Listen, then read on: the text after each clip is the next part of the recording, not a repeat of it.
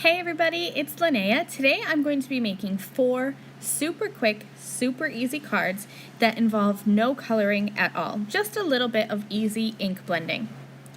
I'm going to be using the Leafy Forest stencil for all 4 of my backgrounds. This is one of my favorite stencils from InkOn3.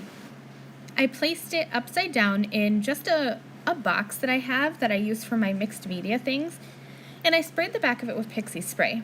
This Leafy Forest stencil has a lot of fine detail elements. So there are lots of little leaf stems that kind of like to grab onto your blender brush.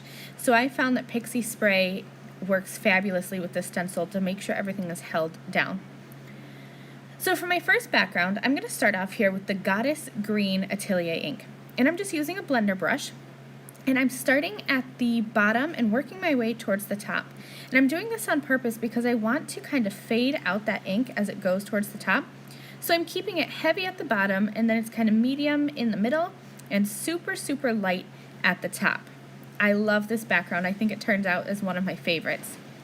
For my second background, I'm going to use some warm tones of the Atelier ink. So I'm starting out here with Maryland Red. And I'm going to start out like I did on the green one at the bottom. And all of my colors are just going to overlap each other, and I'm going to get some pretty blending and making of new colors. So I started with the Maryland Red. I'm coming over it with Marigold Orange, and look how it turns that Maryland Red almost into like a corally color. It's so pretty. And then I'm going to come over that just a little bit with Bee Sting Yellow. So for this one, the color is kept primarily at the bottom, and there is little to no color at all at the top. Check that out. I love those colors mixed together. For my third background, I'm going to be using My Jam Purple as well as Peacock Blue. And this one's a little bit different. Not really, but I'm just going to kind of start like I did on my other ones with the My Jam Purple at the bottom, but then I'm bringing it up on the sides and not really adding it towards the middle.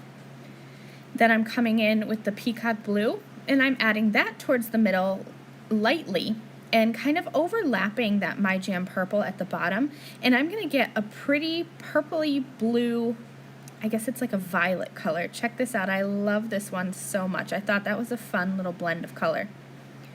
For my last one, I'm doing something completely different, and I'm going to use the Paint It Black Atelier ink.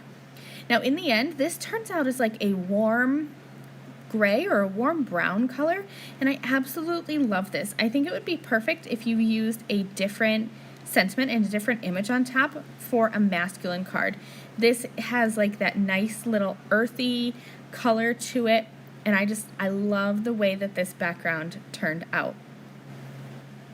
I have all 4 backgrounds done now, so let's just take a quick look at them, and then I'm going to move on to my stamping. So my stamping is from the BeYOUtiful Stamp Set, and I'm kind of going to lay these out on one of my backgrounds to figure out which images I want to stamp. In the end, I end up just stamping the large floral, and then both of the leaves. The one leaf has 1, and then the other one has 2, and I stamped both of them for a total of 3 leaves.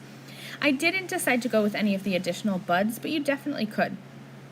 So I'm just going to stamp this large flower and the leaves from the BeYOUtiful Stamp Set, and I'll use the Hybrid Blackout Detail ink.